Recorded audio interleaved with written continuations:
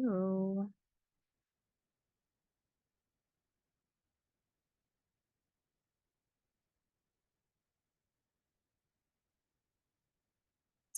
Hello, Taylor. Go ahead and let some of these ladies in. Hi, how are you? Of Doing well. Thank you for being here tonight. course, thanks for having me. All right, I'll go ahead and get you highlighted here.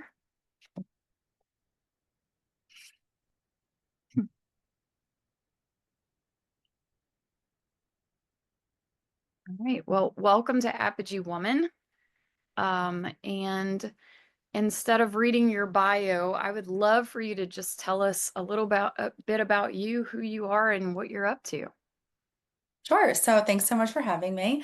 My name is Taylor. I am married to my high school sweetheart, and we have two girls, Kaden and Dylan, and they are 10 and 12. We split our time in Pennsylvania and in Florida. So we just kind of go back and forth, depending on where the wind blows us and what time of year it is. But we started homeschooling our girls. This will be our 6th year of homeschool, so it's kind of just allowed us that freedom to go back and forth. And with our businesses, we're being able to work for ourselves and from home. It's been such a huge blessing. So that's just a little bit um, just about us, and I can dive deeper into like how we got here because it's been a wild ride. Yeah, so tell us a little bit about homeschool. So with Apogee, we're opening up campuses, micro schools all over the country, and we have a lot of homeschool moms here. And I 100% agree with you with the whole not being tied down to to one place. Being able to travel has been fun for us. We were traditional school for the first four of our children, and always felt really locked down with that. And did homeschool for a little while. And we have Liam and we have a 10-year-old who's in an Apogee school, but they have a lot of time off and it's awesome. So yeah, Yeah. how did you guys get into that? So it's actually kind of crazy because my background is in education. I went to school to be a teacher and I did my undergrad in early childhood education and then went right back and got my master's in reading specialist certification. So I thought that we were going to have kids and I was going to be a teacher and that was just, the way it was supposed to be. And then so we actually did put my oldest in public school. She was there for kindergarten and then half of first grade.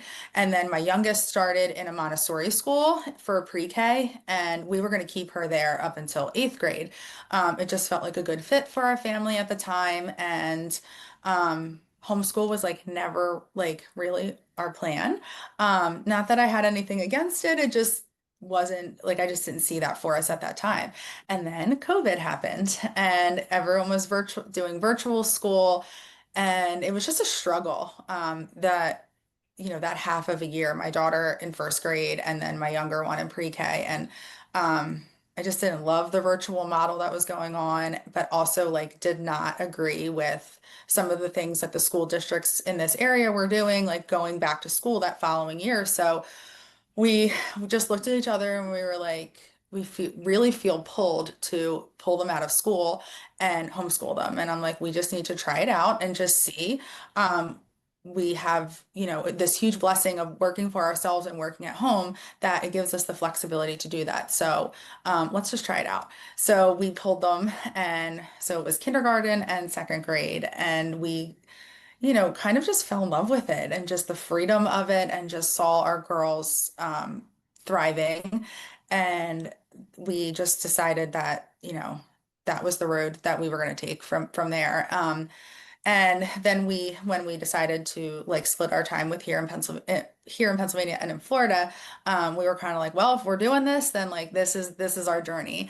And now I can't even believe this is going to be our 6th year doing it, but I can't see it any other way. I just absolutely love having them at home with us and just watching them flourish in all different areas, not just academics. And it's just really, I feel like it's just given me so much, well, it has, it's just given me so much more time with them.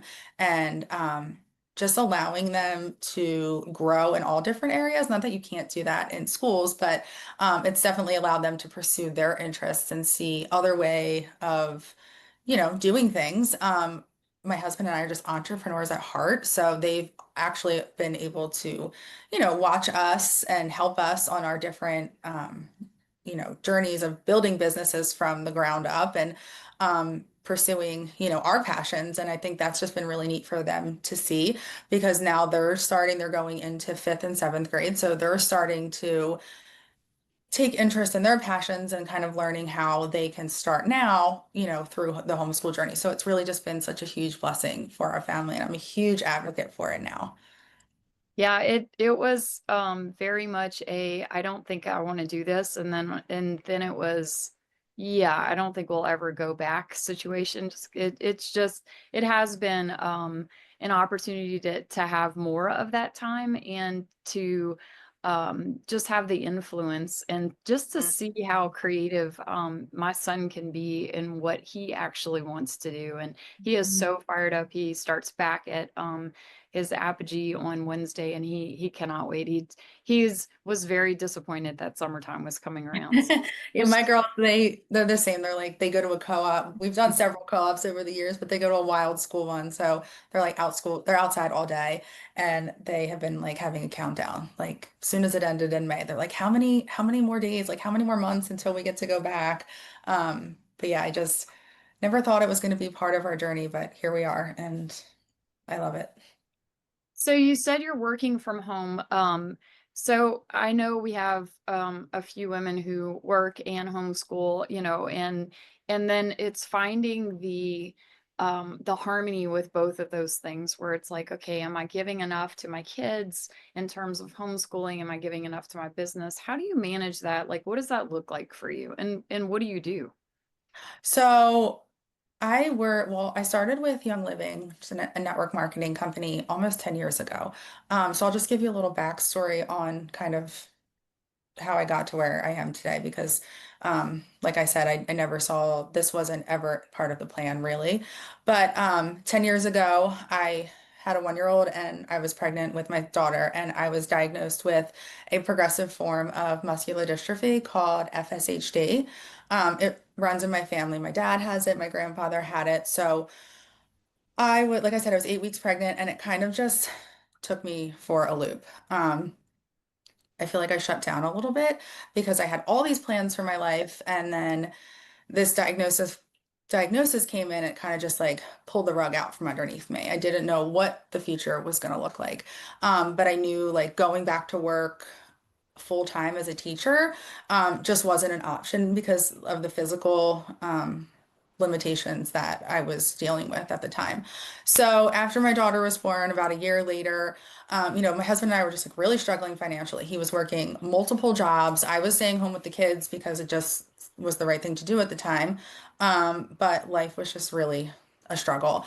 The progression of the disability started to really kick in, and I was like in a lot of pain, wasn't sleeping great. So I was like taking Advil and Tylenol just to kind of because I had to take care of these babies. So I looked for something that was a little more, I was like, I needed something that wasn't, taking that around the clock. I needed something healthier. So that's where I've met someone and she introduced me to oils and like natural living. So I was like, all right, I'll try it out. So instantly like felt relief, and it helped with my pain and sleeping. So I just fell in love with the products. And then she was like, why don't you try the business side of this? And I'm like, I don't think so. Like I did an MLM before and no, it's not for me. Well, then she kept was persistent with it. And I was like, you know what? Why not? What do I have to lose? So instantly fell in love with it. I love being a mom, and that is like my greatest blessing, but I missed like that creative outlet and having that like time for myself.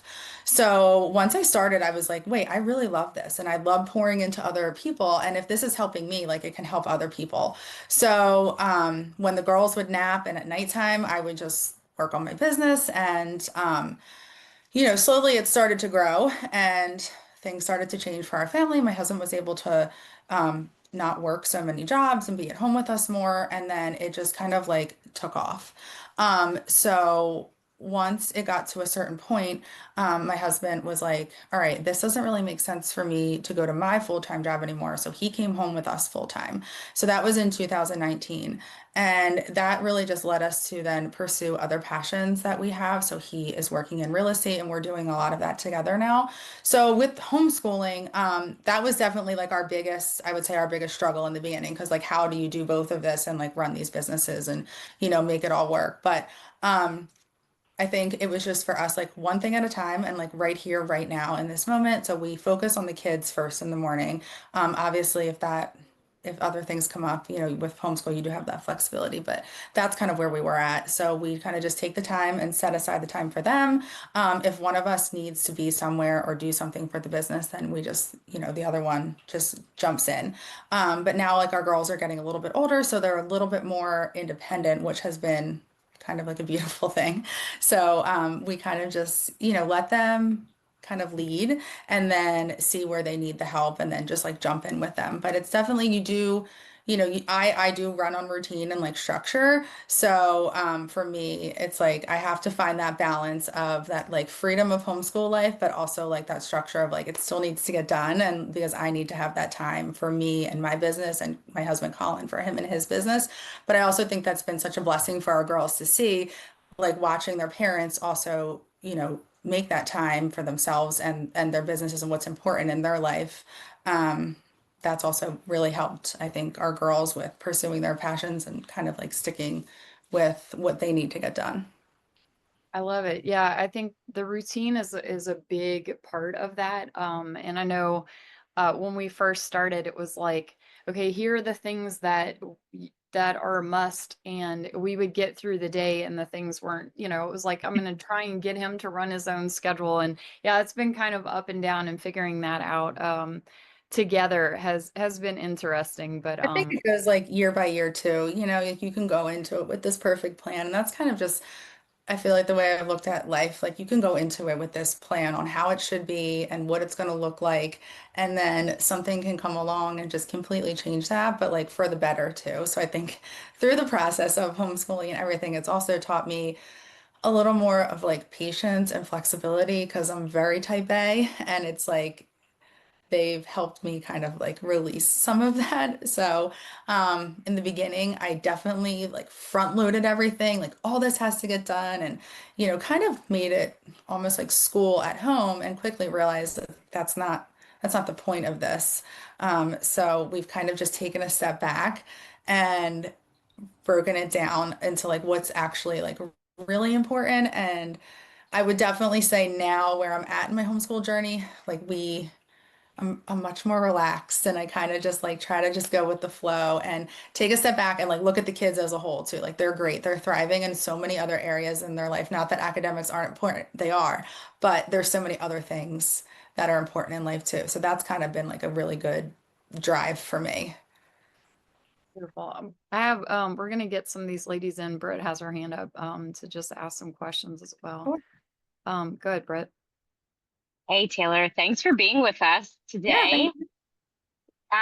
When you said, I don't remember exactly how you said it, but you said something to the effect of you realized that you were kind of taking school home. I'm like, oh, a girl after my own heart. Because I'm really curious about what helped you make that shift, because that's a really difficult shift to make. So can you remember like a podcast, a book, or like what opened your eyes to make that change? Yeah, sure. Well, if I'm going to be honest with you, like I still struggle with it. Like I feel like every year there's a whole new set of challenges, each new grade level, just where they're at in life.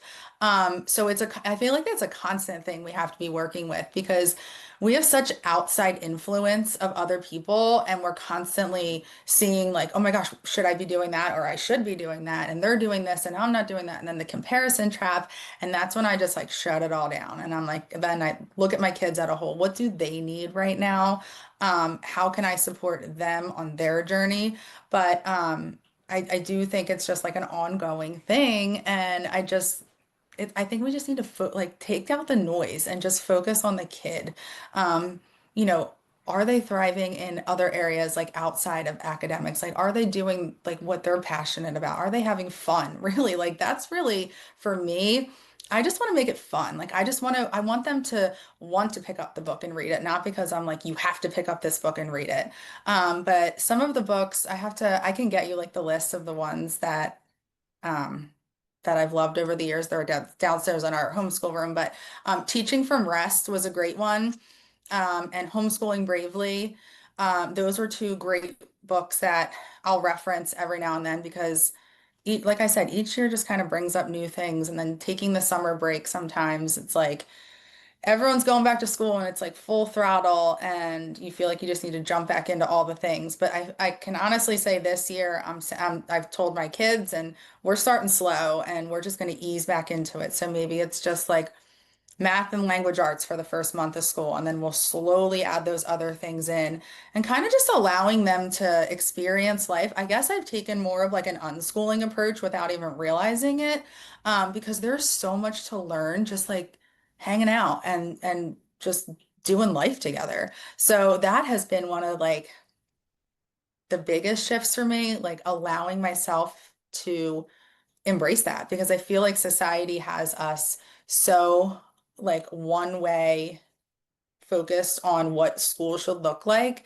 And it doesn't have to be like that. And we have that choice to make it however we want it to, well, what to look like, however we want it to look like. Doesn't need to be, you know, all the things.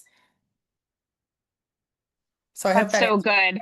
Yeah, I definitely, and I will definitely take that list. And then uh, selfish plug here. I see that we have a lot of mutual friends, so I'm Oh, guessing really? that you're local to Yeah. where we are. I'm Where in are you? Hatfield. Oh, okay. Hatfield. Well, yeah, we grew up down in like Harleysville area.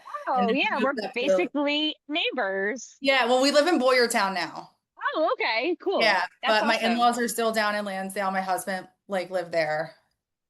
Got it. Really Yeah. cool. Well, shameless plug. We are hosting like family events, and I feel like Okay. you would be a really great mentor Okay. for our families. But can I reach Yeah, out to you on Instagram? absolutely. Yeah, for sure. Awesome. Thank you for answering Yeah, my question. That's of course. And super inspiring. I'll get you the book list. So Thank you. I appreciate that, Taylor.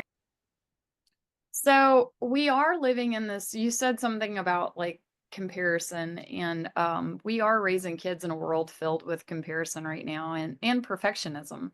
And having girls, I have daughters and sons, but what life lesson do you hope that they learn from watching you and some of the things that you're doing?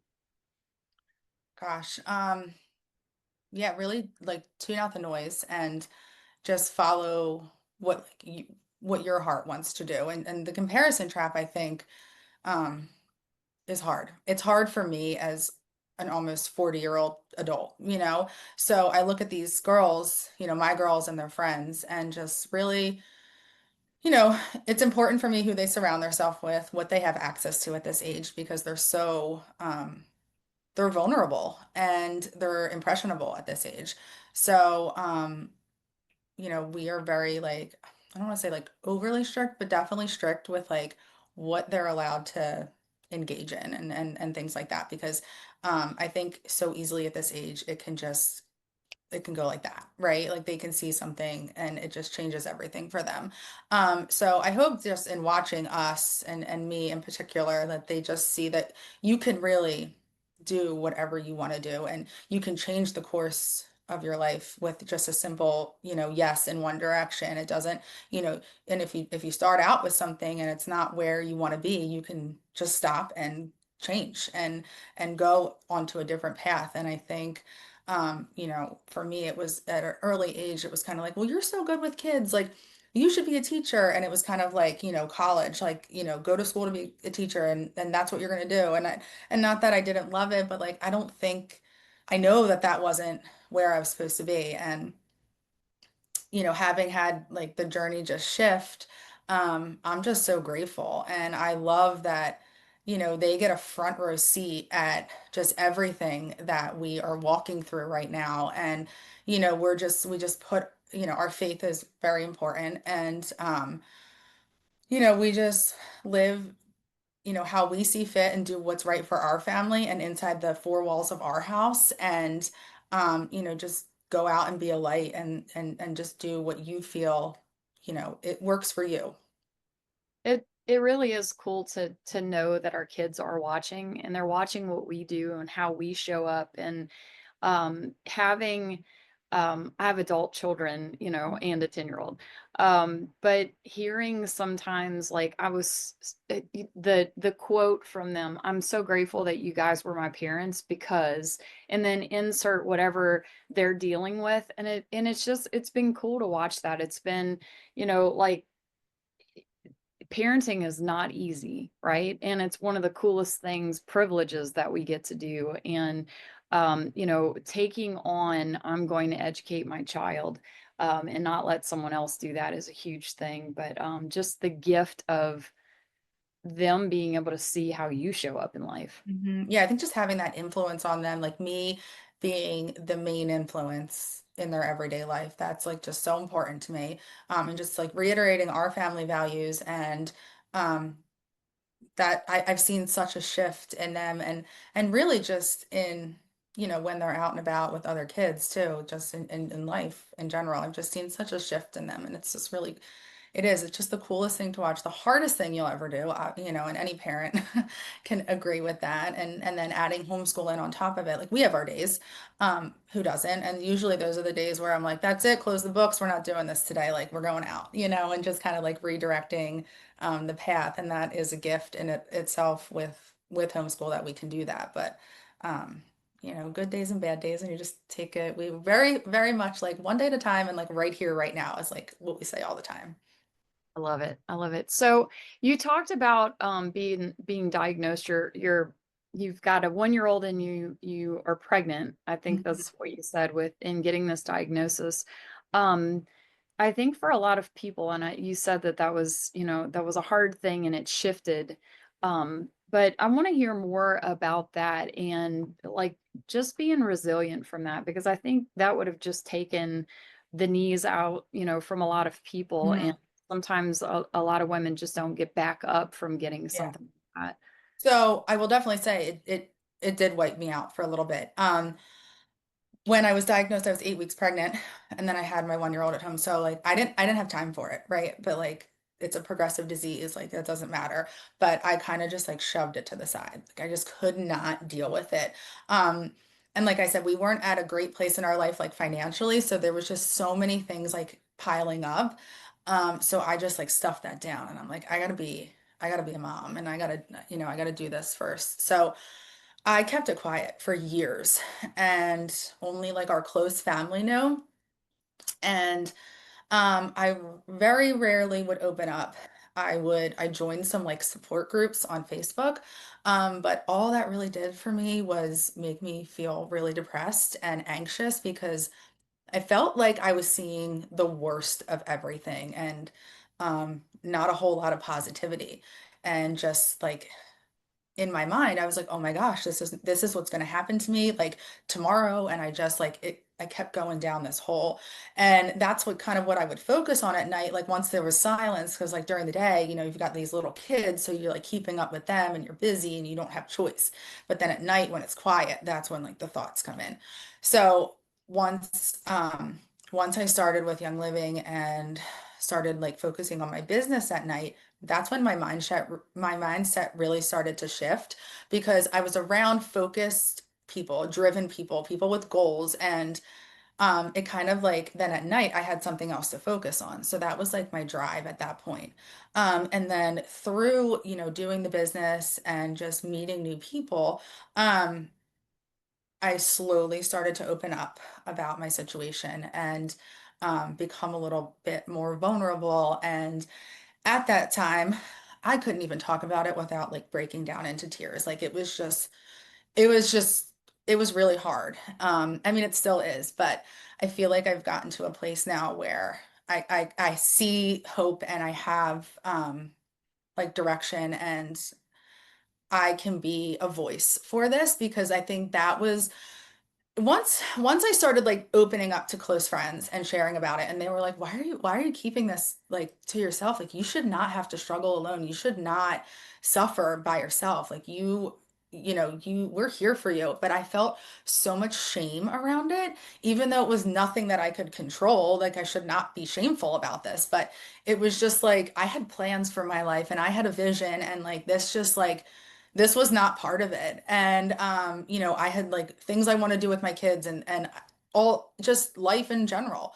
But I slowly was like, yeah, you know what, you're right. Like I don't have to suffer with this. And I at that point I was like, and I've got these little girls, like I need to be an example for them and show them that like no matter what happens in your life, like you can still live life to the fullest, and you can still achieve great things, and you can still you know go out there and just like be just live life. And I was like, you know what, this is insane, because I was sitting back like on these groups, nobody was like talking positive, and I felt so alone and isolated, and there was like no one like me. I had never met anyone else like me, or um anyone that I could relate to. So I was like, I need to change that. So that's when I was like, enough is enough. I am going to get involved with the FSHD Society and kind of just like change the way, it looks and what people think of when they hear of disability. Because I think our mind is so trained to like hear the word, and then we just, not by any fault, just have a stereotype of what it looks like. So when you see someone that, from the outside looks pretty much normal, you don't realize like all the struggles that people can be facing. So that was pretty much my goal. Like, I need to advocate for this. I need to advocate for disability in general, and really just put my focus there. So I just started like reaching out and to different groups within FSHD and working with them, and then just kind of getting on social media and just sharing my story, and just kind of opening up and sharing what disability looks like for me, and just really for anyone else that could relate. And it has opened up so many doors for me, just meeting people, or connecting with other people who are like, oh my gosh, I thought I was alone. Like, watching you put your hair in a ponytail because I have to use the wall because I can't raise my arms any higher than this.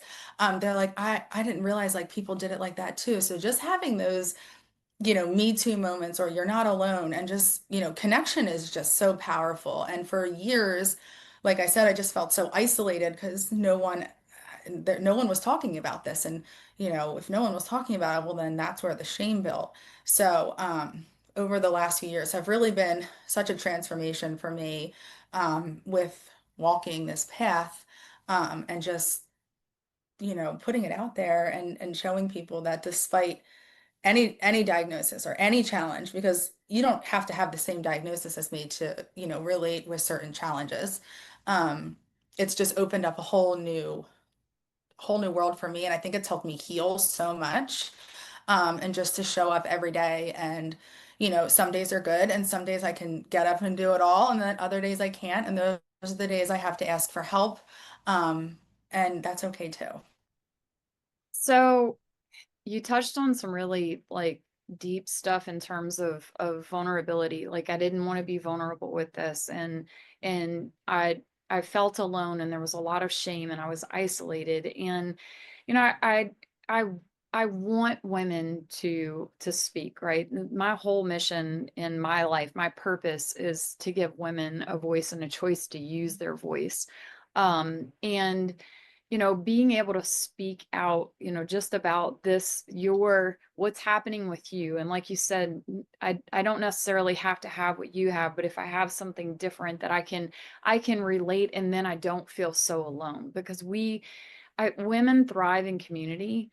And then there is this like, man, like what if I cry? What if I'm like, they're not like me, and then we get in this comparison game. Just the idea that you said something about having to use the wall to put in your ponytail, being able to connect with some other woman out there that is facing some of the same challenges as you, and then your daughters being able to watch you still thrive and not let this keep you down on your knees, and and also showing them when you are having those down moments, because because we live in a world right now that we see everybody's highlight reels.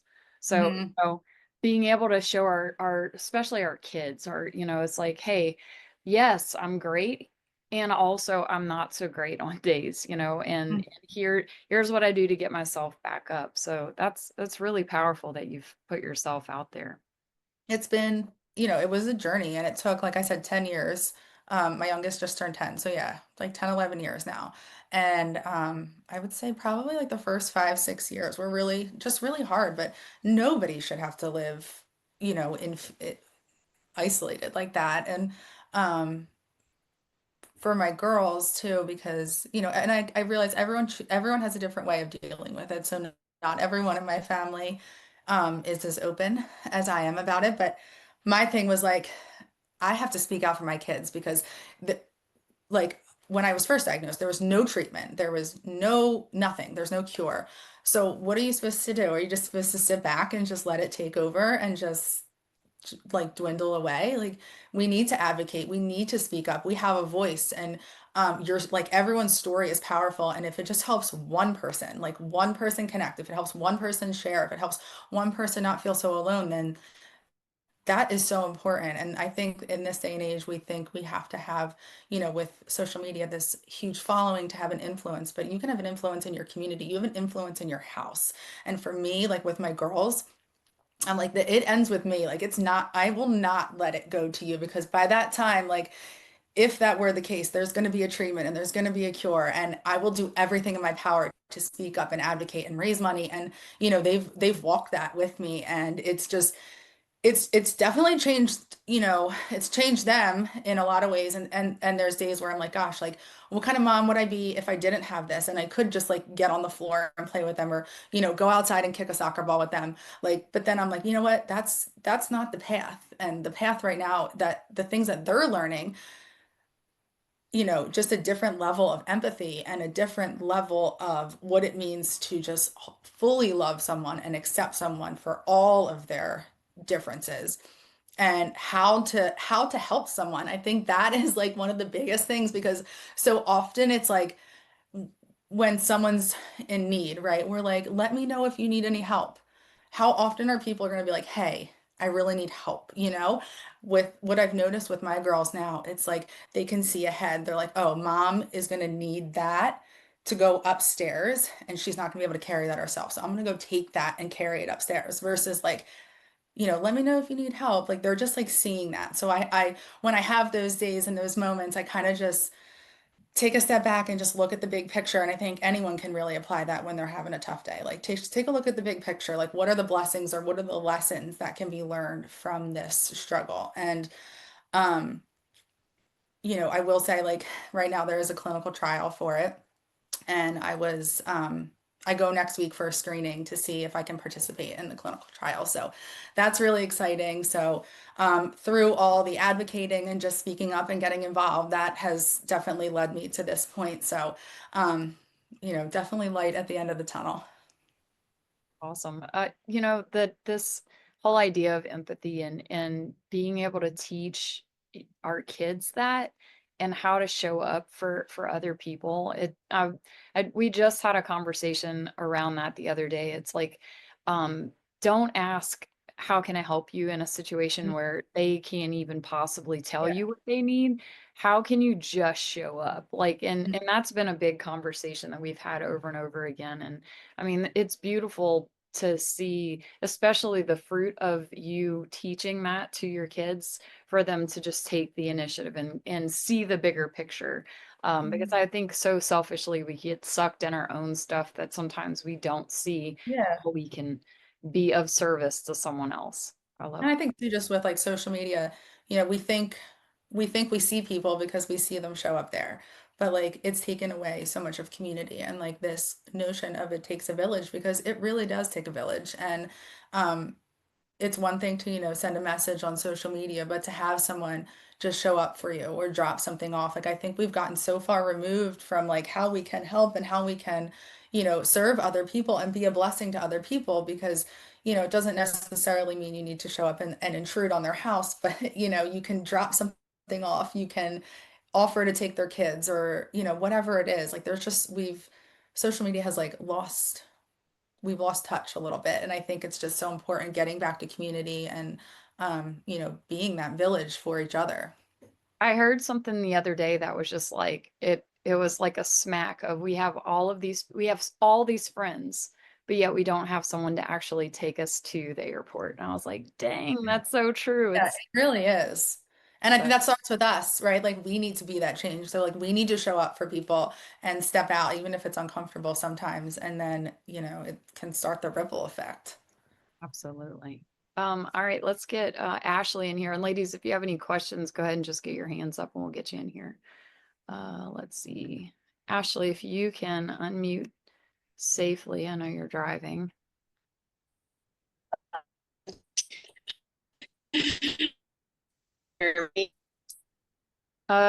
Just try it. If not- I'm I'm going through a bad area. Hello. Hello, hello. Yep, we hear Yeah. you. Oh, okay. I knew there's this one little down spot on my drive, and I'm like, I bet she calls on me right when I'm going through this spot. And you did. Hi Taylor, thank you for sharing all of that. I have a couple questions. So I have a friend that's had gastroparesis for a few years. It's now just a lifelong chronic illness for her. And one, I would love to know if you have any other suggestions on how to help her because she has told me that of like, don't ask how, like, let me know when you need help.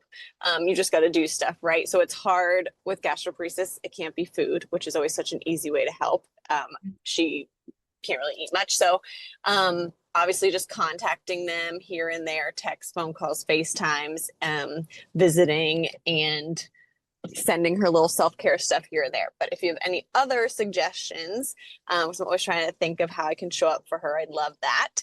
And then additionally, sorry, just want to make sure I didn't hit dog.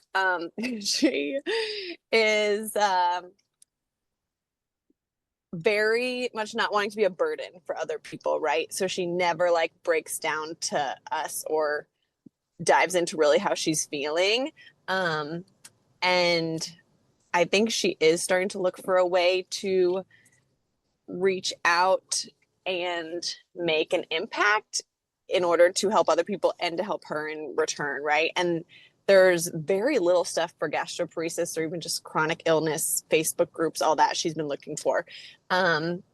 So yeah, any suggestions on maybe what I could suggest to her of how to start reaching out and making that positive impact for her and other people? Well, it sounds like you're doing a lot of the right things, like just being a safe space. And I can definitely relate to like not wanting to be a burden. That's probably one of the biggest struggles I would say for me personally. And then I hear it all the time. So that's going to definitely be something that she has to work on internally. I did a lot of like self-help, like personal growth and stuff over the years, but really just, and it's also finding a safe space, like finding the people that you feel comfortable with and having that, being able to be vulnerable and just, it is hard at times because you don't, you are different. And,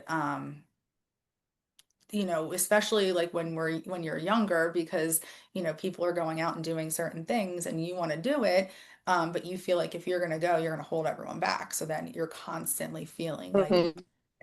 but and I've expressed that over the years to my friends, like I never want to be a burden. And I think, they've just really made me super comfortable and they've gone out of their way of, like little things for me. So, um, if we're going to a new place or anything and I've not been there before, I tend to get really nervous because I'm like, am I going to be able to get into the building? Is there going to be a ramp? Are there stairs? Is there an elevator? So they'll take that load off of me now. Like, hey, we're going here today and they have an elevator. So like no worries. Or like today we met a bunch of friends at a creek, and they were like, hey, we're going here. It's totally flat. You'll be able to walk there. Let us know when you get here and we'll come up and help you. Or, we can drive the car and like drop you off down there and then drive it back and park it. So like things like that, like taking the load off of me because they know already going into it, I'm gonna be a little bit anxious for what to expect. So, for her, just giving her that safe space and just letting her know. And it may take time. Like it really did. It took years for me. And it was like one specific moment I can remember with one of my friends. We were flying out to California for a work retreat. And we were staying at a friend's house and she had a baby with her. So our friend put her on the first floor bedroom and I was upstairs. And I had opened up to her and I was like, is there any chance you'd want to switch rooms with me? Like, I know you have the baby, but like, the stairs are really hard for me.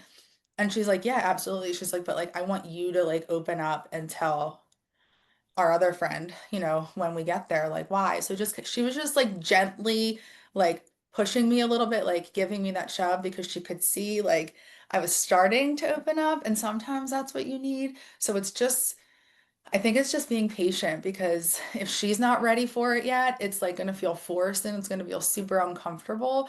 But just being there for her and just being that safe space and just letting her know that she's not a burden. You can say that to her.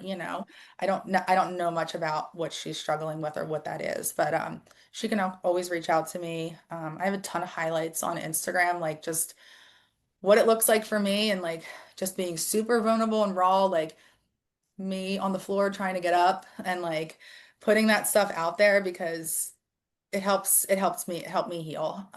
But I'm always happy to chat with her if she wants because I know how lonely it can be.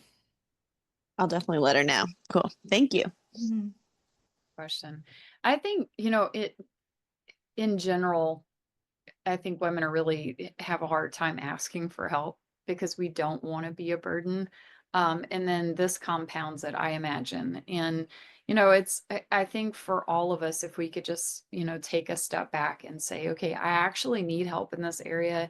And it's awesome that you had that friend that was nudging you. And I want you to have this conversation because we'll typically just, we'll play it safe and not say anything or Mhm. we'll talk to someone else about it that we feel, closer to or whatever. But, just being able to ask for help is, it, I need help. That's like that was one of the hardest statements It's for so me. hard. And somewhere along the way, like it just became like we need to be superwoman all the time. And like, Yes. I saw this reel recently on Instagram and it's like women will literally not be okay and they will still, make all the dentist appointments, pack all the lunches, pay all the bills, clean the house, and like all the while they're struggling. And it's like I said before, like going back to that village, it's like I think you do need to find your people and you need to be that person for other people too. And then you kind of just create this bond. And I can truly say, like where I'm at in life now, I do have that. And asking for help has been so much easier because we all rely on each other and lean on each other. Because we were never meant to do this by ourselves. And just over the years, it's just kind of been like that's the way it should be. And it's pretty impossible to do it by yourself. It is, even though we think we can and we Yeah. martyr We're ourselves on a with, power trip. Like, yeah, let it, well, I got you this. don't get an award at the end for doing everything for Yeah. everyone?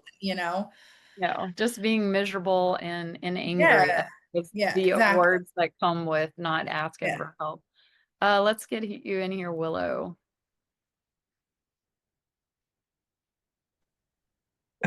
There we go. Hey, Taylor. Go Phils and go Yeah. Birds. Go Bills, go Birds. I was checking you out on Instagram and I was like, yes, Oh and I yeah. was like, she's from our area. I was so excited. Yeah. I'm in Tennessee now. I'm a transplant, but Okay. We love oh my Tennessee. We go God. all the time. Yes. Well, yeah, it's amazing down here. But I wanted to ask you, you shared about how your girls are around you all the time and how you and your husband are entrepreneurs. And we in Apogee, um, especially our affiliates, really work to develop our kids as entrepreneurs and get them to do a lot of things. Have your girls started to kind of expand their own kind of tentacles, if you will, into some of that as they've watched you? Yeah, so my oldest is super interested in like cosmetology and stuff like that. So um she has a nail kit that she bought off Amazon. So she's like doing nails for all of her friends and things like that. So she definitely is interested in doing that. My younger one is like, oh gosh, they are so wildly different. It is, it's also really hard like when the kids are just like opposite ends of the spectrum, like they are just so different. But the other one just like goes with the wind. But I can definitely see her like having that entrepreneurial spirit. Like she, loves to do the lemonade stands and they make perler beads and sell them and all the things like that. So it's just like very basic at this age, but they do come to us with like on our all of our real estate like job sites as much as they can. They'll sit at closing tables with us. So you know, they've definitely got a taste of that and they do love like they love that kind of stuff. Like they pulled down drop ceiling a few weeks ago and just like helped us with that stuff. So I can see them definitely wanting to take um go that avenue with us and that would be so cool because we could do that together um with them and that would definitely we've definitely had those conversations. Like college is not for everyone. If that's not something that you want to do, like we will never force you into that. I do think, you know, if they are going to go the real estate route with us, like a 2-year business degree would be really great. And I would advocate for that a little bit. But unless they had something specific that they came to us with, like I'm not going to force it. Um, so that's just we're just kind of like exploring where their interests are. But like my oldest she'll be 13 soon. So I feel like she's just kind of getting into that, like what is really sparking her interests, and she wants to be a cosmetologist and a mom. And I think that's the coolest thing ever. That's awesome. I can see you've inspired that spark though, right? That space for them to see what's possible and to feel like, I love that you mentioned earlier something like each day, I was like each day, each experience, or each day, each step, something like that, that even amidst all that you have going on, that life is still about really living hmm and stepping into what excites you, which is so Yeah. cool. And if that's That's like, cosmetology and painting your yeah. girls' nails, like do it. I She's love really that. good. She has my husband scheduled in there. He goes for his nail appointments. It's like the cutest thing ever. That's awesome. Yeah. That's awesome. Um, yeah, I mean, I think we run a young women's program with Apogee too, and one of the big things that we talk to them about is trying on stuff as you're young. You Yeah. know, just because mom is a doctor doesn't mean that you have to be a doctor, Right. or dad is a lawyer, you have to be a lawyer. Like figure out what lights you up, what interests you. And then start chasing it down. Even at Yeah. 13 years old, like try it on. And, as in terms of a business degree, them learning what you guys are doing and being a part of it is huge. Having my son, we run live events with coaching as well. And having him there at the events and actually watching what we're doing and participating has been one of the coolest moments as parents, right? We love for our kids to be a part. He's not the only one that's gotten to be a part of events, but it's just teaching them from that early age to just start trying on what Yeah. do you actually want to do. And I think it's cool too because, you know, they've seen us try things out and like they didn't work out and they've seen us walk through. And I don't want to say it's failure because like we learned through different things. So they've seen us walk through different, trying different avenues with real estate and thinking, we went into certain things thinking like, oh, this was going to be like this is what we're going to focus on. And then we try it out and we're like, well, that was a flop. And, they've just walked through that with us with certain things and just to see how we overcome, um, when something doesn't go the way that we thought and that it's okay. And we'll pick up and try something else, or maybe it didn't work in that area, but it could work in this area. So that's also just been another gift because I don't feel like kids get that, because they look at failure as a negative thing. And when something doesn't work out, like you went through the whole process, you've learned a lot of things from it. Yeah, and you changing careers from being a teacher to Yeah. real estate and your young living, and that's been one of the coolest things for me too. I was a speech and language pathologist in the school system for years, and I changed over and later in life and did Yeah. something different. And my kids got to see that. And it wasn't like, oh, mom, we just decide like that wasn't serving me anymore. So I Yeah. want to try on something different. And then to me, that's one of the coolest things that I showed them is you don't have to be stuck and miserable. You can figure out what you actually want to do and live in your purpose. All right, let's go ahead and get Lydia in here. Hi, Taylor. Hopefully y'all can hear me. The roof's getting replaced, so it's so loud. But I was wondering what made you want to share so candidly on social media and maybe what your journey has looked like just being super open and what that in general entails and if people ever give you backlash or because you do like I just recently saw something and it was a lady with MS and she was using a parking decal and someone came up to her and was super nasty about it. So kind of what you said earlier about maybe presenting like you have regular, like you look like you would assimilate with society fine, but then you actually do have pain that you're going through every day and kind of sharing that so openly, I'm sure is kind of hard. Yeah, it definitely has, social media has some of its challenges. But I think for me, it was just kind of like to get it out there and just to show people and just, because sometimes you're not exposed to it, so you don't know, and that's not your fault. But these people are living amongst us, and I think if anything, it's just like, let's just stop judging people. If they're parking there and they have the decal, like they went through the process, um, they obviously have it for a reason. I actually ran into that same thing where um, I park in a handicap spot and I got out of my car and I can still walk. If you look closely, you'll be like, okay, yeah, she walks a little different. And this guy was like super nasty to me and like, how, I really hope you're handicapped. And I was just like, okay, so I just took a deep breath. My kids are with me. And I was just like, I just kind of just kindly educated him on what muscular dystrophy is, why I have this. Not that I need to explain myself to him, but through doing that, he found me in the grocery store and he apologized. And he's like, I'm really sorry that I said that to you. And I said, thank you for the apology because I wasn't going to say it's okay because it's not okay because you should never say that to someone. But in that moment, I was able to educate him. And I think that's really just what it's all about to just, educating people because sometimes we have these preconceived notions of what disability or what it should look like. And it's not everyone that's disabled is in a wheelchair.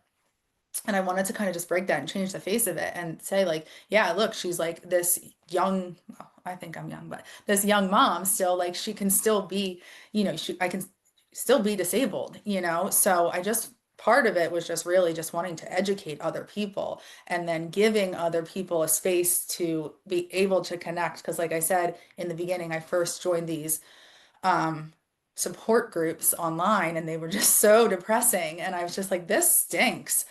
So I wanted to be a place that people felt safe to come to and a place to just connect and say, wow, you know, she's still doing it. She's still living her life. And then, you know, also like share when I'm having a hard day or when I have a fall or have things and then what it looks like to just be able to rest and what it looks like to ask for help. So that's just kind of been and my journey with it has just evolved over the years just in the different stage of life that I'm in and whatnot. So it was really kind of just to open up and educate so people didn't feel so alone. Good question, Lydia. Thank you. And we'll share your Instagram when we post the episode too, so Okay. everyone can connect. Cool. I think it just says a lot about, who you are too and how you showed up with that guy. You weren't ugly back. You were just like, okay, let me educate you, even though it's not your job to educate, but I feel like it is our job to be the person that we want our kids to see, Yeah. showing up in that moment, that changed him. He's, that even though he should have never said that to you, the way you handled it allowed him to show up differently. And, maybe he won't be done like that again to anyone else. You just don't, yeah, you don't know what people are walking through. Like that's what I try to explain to my girls. Like when people are ugly like that, like who knows what he went through that day. And like, no, he should not have spoke to me like that. He should not have questioned me like that. But he has his own demons that he's battling clearly. And you know, just go out there and be kind and just, you know, be a good person. Love it. All right, Lindsay. Hi, thank you so much for being on here. This is a great topic. So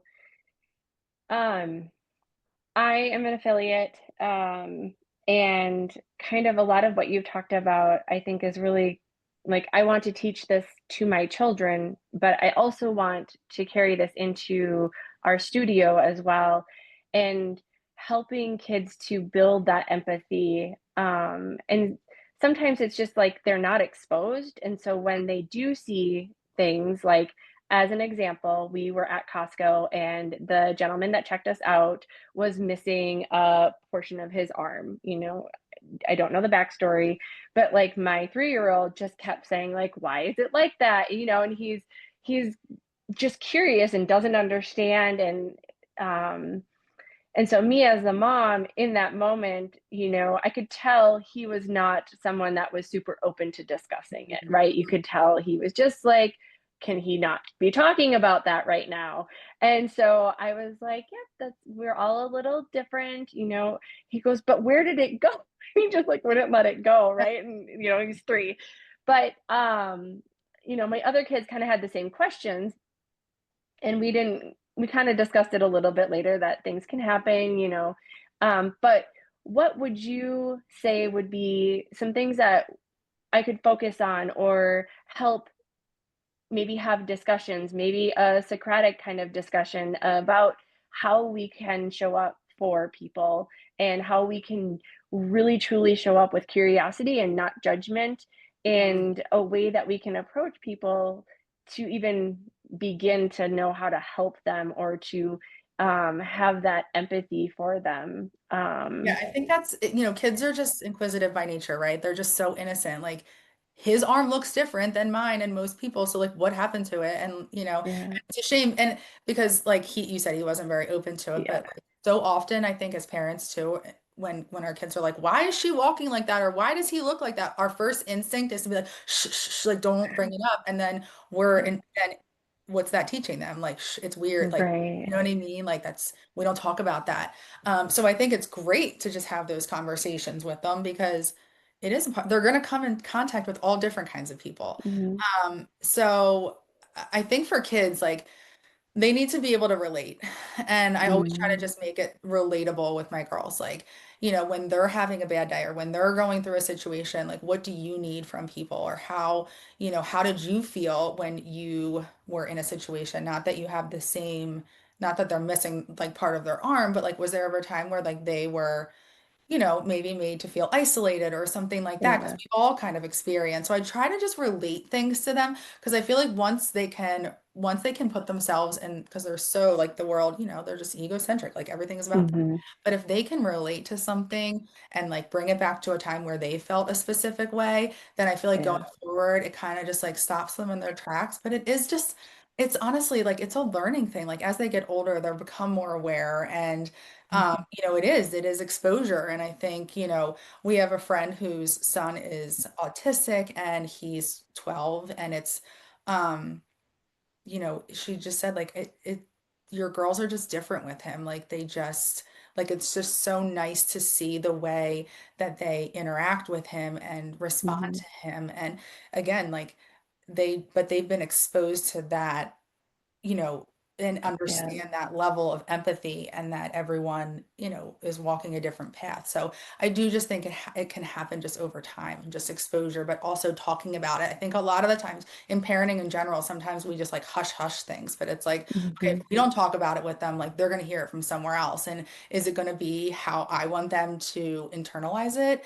And is that yeah, going to be the voice I want in their head, or do I want right, like my voice in their head? So I think it's just us as moms and dads just opening up and like having those conversations. And sometimes they are uncomfortable, but it's so important. do you feel that obviously the gentleman that I'm talking about, he was not quite so open, but you know, I think that there is one experience where it was an older gentleman that had like a titanium leg, and where my oldest was really young at that time, like he like sat and talked to him all about Yeah. how he got that and things like that. But in general, do you feel like people would rather be approached and talked with about it, or I guess no? I don't know, it depends. I have no problem like talking about it because um Mhm. it's part of life, you know what I mean? And it's Yeah. part of who I am. And um I just want like I want to be accepted for who I am. And so the kids have questions, like they just and they want to learn, like they think they're just Mhm. that's just their nature, you know what I mean? So sometimes I think, you just got to feel the person out, the situation. But I'm always happy to ask, like, because kids will be like, why is she walking like that up the steps? And I'll be like, and then you just have the conversation. Um, Mhm. and it is like, I think he probably just hasn't dealt with it, the older gentleman, Mhm. himself. So it's just going to come out like as anger. And I have been there. Like there were times, like in the beginning, like I was angry, like I was, woe is me, why is this happening to me? But those were the thoughts in my head, so that's what's going to spew out. So now it's like I'm in a different place. So I think it's just going to be dependent upon the person. Okay. Well, thank you so much. I No appreciate problem. it. Go ahead and get Melinda in here. Hey, Hi. I had a question. My husband has some chronic back issues, so he kind of gets laid up a lot. And this whole like summer, he hasn't been able to go outside very much and go do the things he wants. He's just like his back's locked up and can't move that well. So I find myself like telling my daughter, who's 4 now, he your dad's back hurts. He can't do that. Don't jump on him. Like it's just constant, like, no, no, no. So I've kind of like started telling her to like, oh, he needs to rest, like your dad's back. No, I don't think I think I say like, yeah, he just needs to heal. But like, what are the things that you do? Because that's so negative. And I like it's all just don't do something that you want to Right. do. Have you found anything that like kind of helps use different language or like expand like when you ask for help up the stairs or something? It's like not that you're saying I can't do this or any other language. I mean, I think it's like honestly, you just have to be like open about it. It is what it is, really.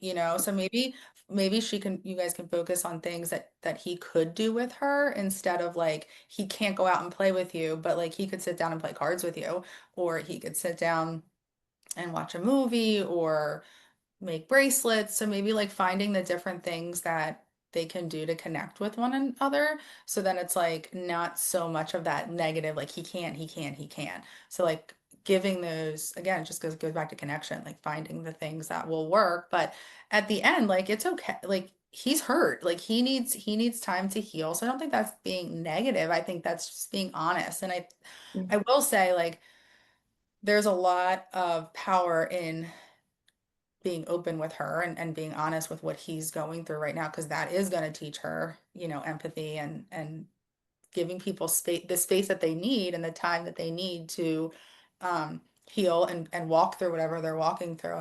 And sometimes we feel like we need to jump back into things when we need the time to focus on ourselves, and that's not selfish. So Mhm. he needs to take the time right now to heal so he can eventually do those things with her. But maybe just finding some things that they can connect on together because it is hard. She's 4. She probably wants to go outside and do all the things. But certainly there's some things that they can probably do together. But I don't think that's being negative.